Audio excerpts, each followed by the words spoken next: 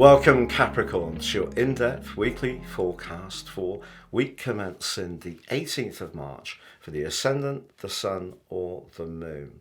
On the screen now I'm showing the event chart for the start of your week. You can see the Sun is applying to Neptune. This is a magical combination if we want to access our imagination. But the third house is to do with everyday communication.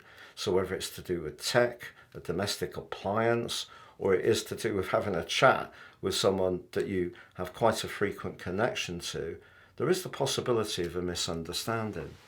Also, because the quarter moon at the end of last week pours its energy into the whole of this week, and that's in your sector of obligations, the combination between the two is asking you to prioritise. You can't do everything.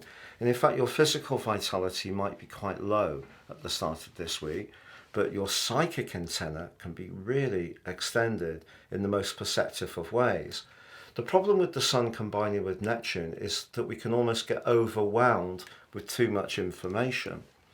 Now, what's going to help you as this week goes on is that Venus, the planet of relating, is going to apply to your ruler Saturn, and that's going to help you to get more businesslike and also distill the importance of certain messages or exchanges you have.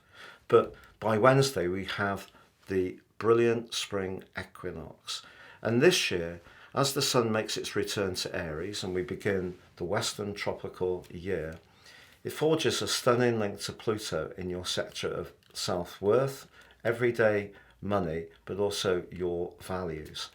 And it's possible with the Sun moving into your fourth house and joining up with Mercury, the North Node, and Chiron, that you're thinking a lot about your environment, your emotional needs, where you live, how you live there, and who with. There could be some big changes coming for you over the next 6 months.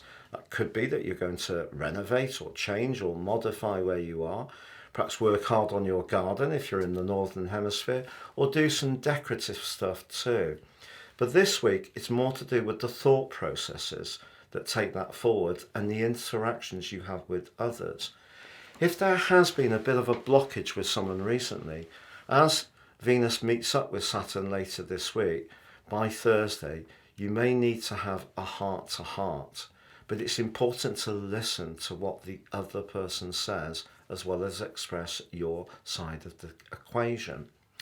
That said, by Friday, with Mars bustling into Pisces, where it's going to be through to the end of April, your desire to be much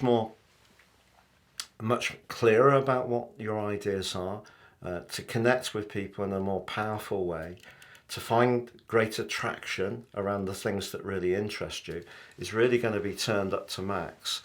But also, as this week draws to a close, there's a joyous link between Venus and Jupiter. So as much as Saturn may shake out something that's not working for you, or a situation which is not comfortable, there can be an opportunity that emerges by the end of this week that really gives you a huge sense of uplift. Jupiter's in your fifth house. That's very much to do with the glories of life, pleasures, sociability. It's your personal expression.